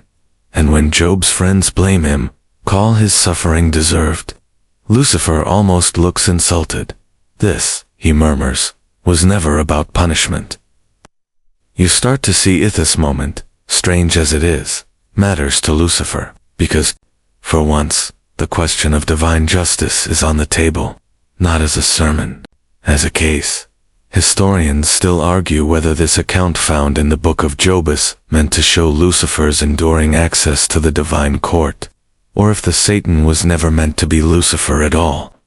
Some scholars say the figure isn't fallen, just playing devil's advocate, literally. But traditions merged over time, and here we are. Lucifer leaves the scene not in victory, not in failure, but with something far more valuable: perspective. Job didn't fall, but neither did heaven explain itself. Lucifer files that away, back in hell.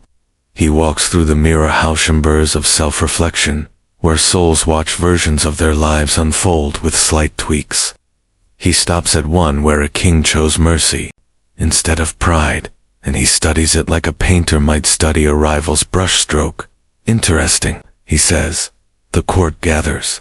A demon asks, "Did you lose the wager?" Lucifer replies, "No. I confirmed the question." He's fascinated by obedience without reward, loyalty without incentive. It confounds him, but he's also intrigued by the flip side. What would make someone turn? This becomes his next obsession. Not just sin, not just temptation, but justification. You accompany him to the surface again. This time, he's quiet. He watches a merchant cheat a poor man, then donate to a temple. He watches a soldier spare an enemy, then kill a beggar, out of fear. It's all murky. Exactly how Lucifer likes it. He begins refining hell's approach. No more brute force, no more fire and screams marketing. Now it's about questions, doubts, planted like seeds, arguments designed like symphonies, fallacies shaped into furniture. He builds the hall of gray space in hell, where nothing is clearly wrong or right, where souls pace endlessly, justifying every decision they made. They think they're being judged, but really, they're judging themselves. A fringe idea, whispered among ancient mystics, claims Lucifer built that hall because even he couldn't tell which souls belonged in hell. Not all sin, after all, is obvious. Some is dressed in kindness. Some wears the robes of religion. You visit another chamber newly built, a room where saints sit and see the people they harmed unintentionally, not damned, just made to witness. Lucifer observes from a balcony. You see, he tells his council, sometimes punishment isn't needed. Sometimes, all it takes is truth. He still reads human stories like fables, not for amusement, but for patterns. He studies laws, ethics, philosophy. He understands human morality better than many humans do, because he cares. Not in a redemptive way, but in a fascinated predator with him a crow's way. He doesn't want to destroy mankind. He wants to test it. He wants to know what makes people truly good, and what does it take to fracture that goodness. He walks unseen into seminaries and universities. He slips into arguments over theology. He perches over thinkers, scribbling about the Odysseid problem of evil, and he smiles, because every essay, every prayer that begins with "Why does God allow suffering?" is a footnote in his manifesto. You notice something else now. Lucifer's form is changing. He no longer appears monstrous, or regal, or angelic. He becomes whatever you need him to be to hear him. To one man, he's a lover. To another, a mentor. To a frightened child, he's a calm, comforting voice telling them they're right to be angry. And through it all, he never says his name, because the name isn't the point. The idea is, back in court, his demons report rising doubt in the world. Above, more people asking questions, more walking the line between truth and usefulness. Lucifer listens, then says, remind them of the rules. Then remind them how often the rules break them. That night, he paces the gallery of forgotten prayers. It's a quiet place. Each prayer was never answered, some never even finished. Some screamed, some whispered, some offered hope that flickered and died. Lucifer touches the wall gently. They say, I oppose God, he says, almost to himself. But what if I simply remember what he forgot? The echo doesn't answer. But somewhere far above, a preacher loses their place, mid-sermon. Just a second, if they've been wrong all along. You're not just watching Lucifer no or trailing the brand. Because at this point, he's no longer just a character in a holy book, or the subject of fiery sermons. He's a cultural icon, a walking, whispering, symbol of rebellion, freedom, and slightly dangerous cool. And believe me, he knows it. You start this chapter not in hell, but in a modern city. Streetlights buzz. A tattoo parlor hums with low music. There's a pentagram scrawled in chalk outside. An art gallery half sincere, half ironic. And through it all, Lucifer walks unseen. Not in a robe, not winged. He wears denim and smirks. Maybe a leather jacket. Maybe a band tee from a group you've never heard of, but immediately want to Google. Because now, Lucifer's not just feared, he's followed. He first noticed it centuries ago, when artists began painting him not as monstrous bait, as beautiful, tragic, majestic, sympathetic. That shift changed everything. No more goat hooves and sulfur. Now it was high cheekbones and poetry. You glide into the Romantic era. Byron, Shelley Blackwell, took a long admiring look at Lucifer and said, you know what?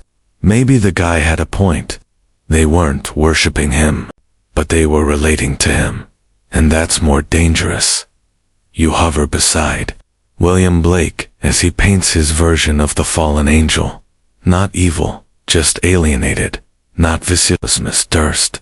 Blake once wrote, the reason Milton wrote in fetters, when he wrote of angels and God, and at liberty when of devils and hell, is because he was a true poet, and of the devil's party, without knowing it. Lucifer read that, framed it, hung it in his hall, a mainstream historical fact. The Enlightenment and Romantic movements cracked open space for complex portrayals of the devil in literature and art. He became less a villain and more a foil, a necessary counterpoint, a symbol of resistance against tyranny divine, or human. You slide into the 20th century, where it gets wild suddenly. He's everywhere. He's the villain in Sunday morning cartoons, and the anti-hero of best-selling novels. He's name-dropped in rock lyrics, shows up in album art, and occasionally ends up blamed for disco and Yesha's totally in pop music. You trail him through smoky clubs and sold-out stadiums. You see the rise of backward masking panic in the 1980s, where nervous parents played vinyl records in reverse and swore they heard Lucifer whispering things like worship me or buy more denim. He didn't. But also, he kind of did. A fringe theory claims that every golden record we've sent into space contains unintentional traces of Lucifer's influence. Space music, by nature, defies boundaries. It's the one language heaven and hell both understand. You catch him one night, leaning on a balcony above a concert crowd. The guitars wail. The singer screams lyrics about breaking chains and kissing the void. Lucifer's watching, not gloating, just satisfied. Give them rhythm, he says, and they'll make revolution sound like romance. In hell, the museum of iconography has expanded. There's now an entire wing called pop culture, Earth's favorite rebel. Bezalel curates it like a kid with too many stickers, posters, figurines, VHS tapes, lyrics, memes.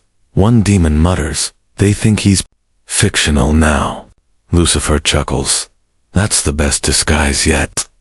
You follow him into a film studio. He sits invisible in the editing room as a director tweaks a scene where a suave character makes a devil's bargain. Lucifer doesn't offer notes. He just grins and says, they're getting warmer. And it's not just stories.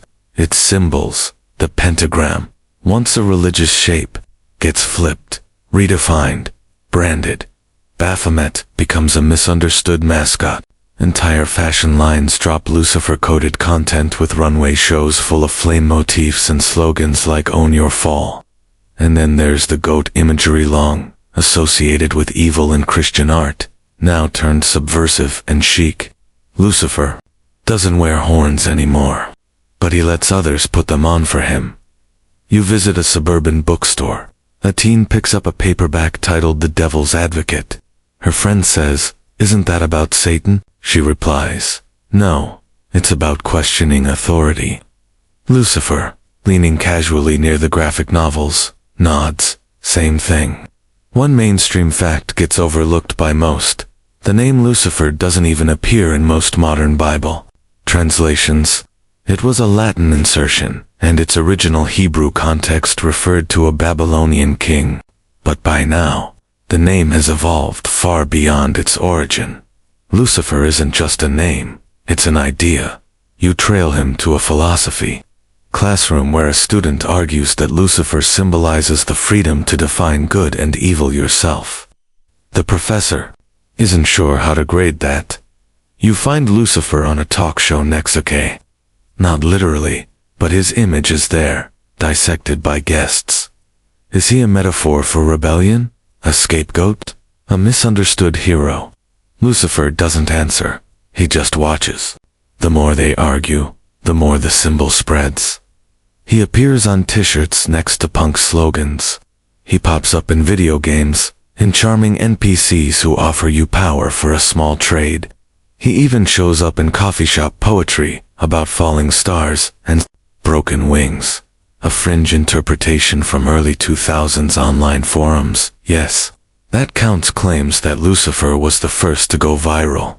He cracked the algorithm of faith and seeded himself into everything. Fiction, fear, freedom. You walk with him into a tattoo studio where someone's getting angel wings inked one side burnt. Lucifer tilts his head and murmurs, that's not how they looked. But I like the revision. The truth is, by now, he's not asking for worship. He is worship disguised as taste. The cult of the aesthetic rebel, the martyr of truth, the tragic star. Even people who don't believe in him are quoting him, dressing like him, using his arc as shorthand for questioning the system. And every time someone says, I'd rather rule in hell than serve in heaven, he smiles, because no matter how they meant it, they're echoing him. In hell, he walks through a long corridor called Echoes. It's silent, but every footstep is met with voice, quotes, lines, lyrics, headlines. He pauses at one. A child on earth once whispered, I want to be like Lucifer. I want to make my own rules. Lucifer closes his eyes, not in pride, in satisfaction. Because being feared, that was step one. Being loved, that's power. You're not walking behind Lucifer anymore or seated with him now. Not in hell, not on earth, but somewhere in between, in a space that feels like an old cathedral collapsed into a cafe. Light filters in through windows that aren't windows. The walls whisper scripture in song. And across the table, Lucifer stirs something hot in a cup shaped like a skull and says, without looking up. So, do they think I'm the villain, the hero, or just a plot twist? That's the question, because by now, it's complicated. Lucifer has traveled far from heaven's brightest to hell's architect, from rebel to brand, from monster to icon. But what is he now? You're not the only one asking. Lucifer himself walks the edges of this question every day. He visits old temples where his name is still feared. He visits new ones where he's not even mentioned. He eavesdrops on philosophy, podcasts. He thumbs through theology books. He reads fan fiction, and then he builds. He builds rooms in hell with no doors. Rooms full of chalkboards where demons write the nature of evil and erase it over and over. He commissions art installations where viewers walk into a gallery and end up watching themselves age in real time. Because he's not just tormenting souls anymore. He's asking bigger questions. His court starts to fracture rennet from betrayal, but ideological drift. Azazel still wants fire, wrath, the old ways. Bezalel wants to archive everything, including redemption. Others, they're divided.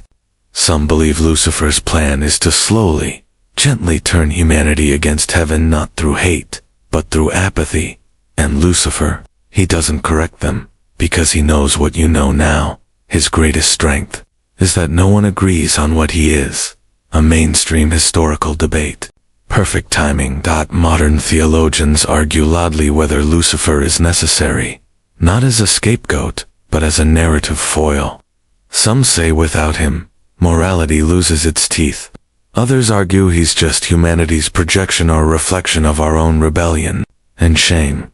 Lucifer reads their essays, annotates them with invisible ink, circles their metaphors, then files them in hell's new wing.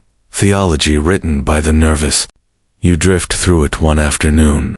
You see volumes titled, The Devil as Divine Tool, Necessary Evil, and the ever-popular Oops, All Temptation. But you also find stranger things. A fringe pamphlet from a long-dead sect argues that Lucifer is not fallen but placed, that God needed a counterbalance, and Lucifer was cast down as part of a divine agreement. The eternal scapegoat, the shadow that gives light its meaning.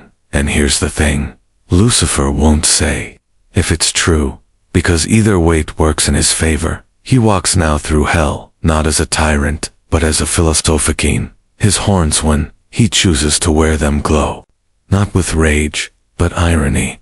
His eyes still burn, but it's a slow, steady flame, less wildfire, more candlelight. In the hall of eternal dissonance, he's built a room full of arguments, literal arguments. Voices loop, endless libraists and prophets, scholars and skeptics. No conclusions, just questions. He walks through it sometimes, smiling like a man who's not searching for answers, but waiting for you to figure it out. And then there's Earth, modern Earth, the age of doubt. Lucifer doesn't have to tempt anymore. He just has to pause. Because now, people do the work for him. They redefine sin as freedom. They call selfishness self-care. They turn cruelty into boundaries. He's not mad about it. He's impressed. You follow him into a therapist's office, where a client says, I stopped apologizing. I'm putting myself first now. If that makes me bad, so be it.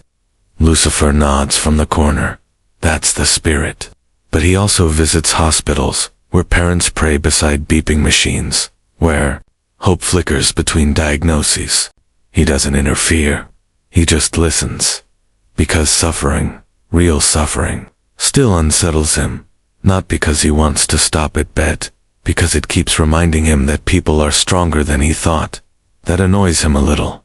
Back in court, the demons ask, are we still at war?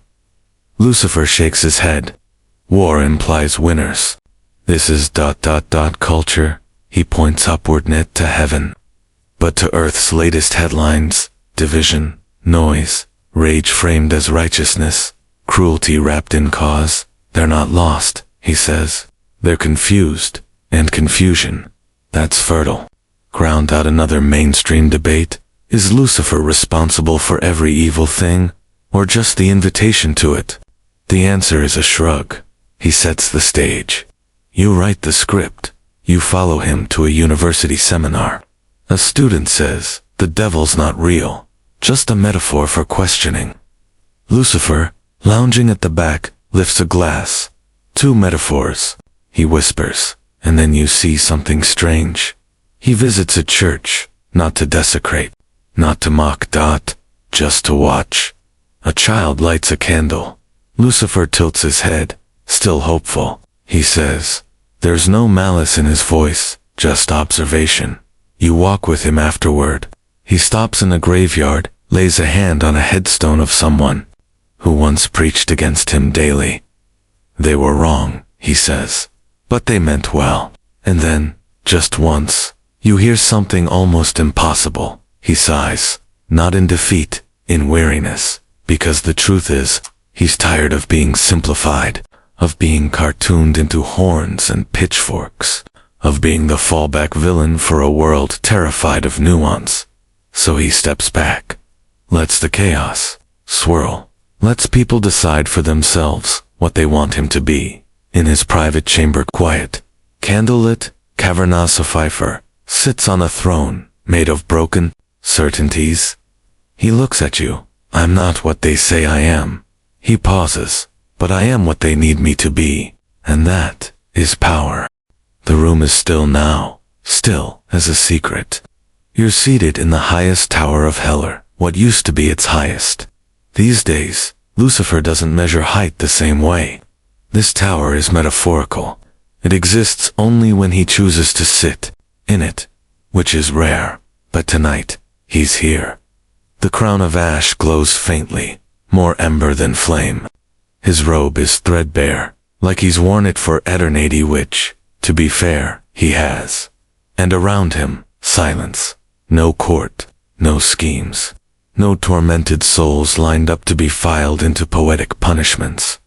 Just him, just you. You expect some grand final word, a revelation, a thesis statement, maybe. But he says nothing for a while, and then, do you know how many versions of me there are? You blink. In one, I am the serpent, he continues. In another, the morning star. In another still, I'm a goat with bad posture and excellent branding. Sometimes I'm temptation. Sometimes I'm consequence. Sometimes I'm just misunderstood. A cosmic scapegoat with excellent cheekbones. He smiles, not warmly, but not cruelly either. He stands, and as he does, you see fragments of all his past selves trail behind Hymangle, beast, rebel, shadow, icon. They swirl and merge like smoke caught in windless air. You followed his journey, from brilliance to bitterness, from choir boy to king of contradictions. But what you see now? You see a being composed of questions. Every rebellion, every fall, every whispered what if. Lucifer doesn't live in fire, he lives in doubt, and doubt, more than sin, has been his sharpest weapon. You saw it in Eden, in Job's ash-covered stillness. In the centuries of human thought bent around his silhouette, he never had to shout. He just had to ask, are you sure? Are you? His throne now resembles a pulpit, a stage, a spotlight. He sits again it, out of fatigue. But because there's power in pausing, he rests a hand on his cheek and says, you know what they never consider? What if I was right to fall? A chill moves through the tower, though there's no air. You remember the ancient fringe theory from somewhere back in section 4, the one that claimed God wanted a contrast, that Lucifer's fall was an act in a divine play. And here he is, leaning into the camera lens of your thoughts. I never wanted hell. I just wanted more than yes and amen. He doesn't ask for sympathy. He's way past that. He wants understanding. Maybe, or maybe he just wants you to keep wondering. Because Lucifer, at his core, is the thing that keeps certainty from closing the door. His influence is no longer just whispered sin or theatrical damnation. It's choice. It's that voice in every mind that pauses before obedience and asks, Why? And heaven? Still quiet, still watching, still untouched, or ... Maybe not. Because there's a theory confirmed controversial, barely whispered in angelic circles, that one day Lucifer will be welcomed back, not forgiven, but understood. You stand beside him in the tower, the skies is air thick with meaning, and as he looks upward not in longing, but in contemplation, you realize something that wasn't obvious before. Lucifer didn't just fall, he became the fall, and in doing so, he made room for every stumble that followed. He paved the path for choice, even if it means pain, even if it means eternal exile. Because, as he once told you, back when this journey started, better to reign in hell than serve in heaven. But now he leans in, voice a whisper made of twilight. Maybe I never wanted a throne. Pause. Maybe I just wanted to be heard. And somewhere above, behind the stars and the rules, and the golden walls, maybe someone did hear, maybe not. He doesn't wait for the answer. He rises, dissolving into shadow and starlight, and leaves you with the final question. If rebellion is a synthon, why does it feel so much like freedom? And now, let your thoughts settle. The flames have dimmed, the echoes have softened, and the weight of wing battered, or brillianthus drifted gently into silence. You're back where you started, sort of. But the air around you feels changed, doesn't it? Heavier, wiser, like you've walked barefoot through an ancient place that still remembers every footstep. Maybe you understand Lucifer more now, or maybe you understand yourself in ways you hadn't before. This wasn't a story of villains and heroes. It never really was. It was about the tension between obedience and identity, between loyalty and longing, between light and the cost of leaving it behind. Let your breath deepen. Let your thoughts unwind. You've traveled through angelic halls, tumbled into chasms of consequence, stood beside a king without a kingdom, and watched the birth of rebellion with your own eyes. And now you get to return, not to innocence abate, to awareness, to your own version of the question, what would you have done? In this moment, there's nothing left to prove. No crowns, no flames, just quiet, just the hum of a world still spinning, choices still being made, stories still unfolding. You did well to make it this far. Most don't, so close your eyes, release the weight, and if a voice asks you something soft in the darkness of nothing, like are you sure, smile, because now you'll know where it came from.